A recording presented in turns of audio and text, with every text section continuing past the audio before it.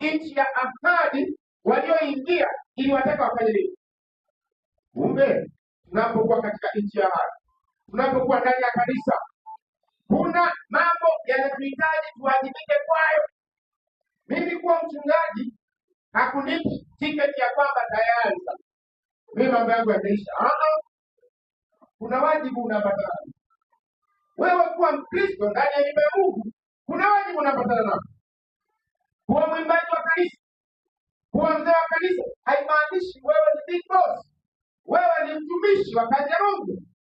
Hawa wenyewe kitu wa kujifunza, walizoea kula na kunywa na kulala.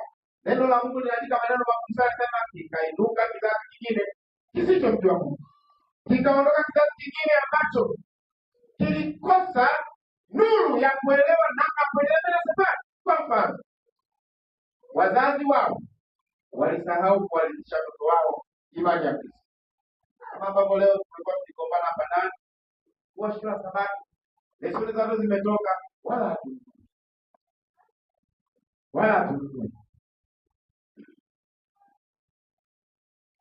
mtu mwenyewe hana mpango wa kununua lesoni. Kwa tunapoteza kujua siri za ushindi za safari ya Kristo. Kama hawa mabwana walipojikuta ndani ya nchi nzuri, ndani ya mji mzuri kama Mpanda huu, tunapofurahia maisha hapa, lakini tumesahau kukumbuka historia iliyotuleta hapa mpaka. Wako watu leo wamekuja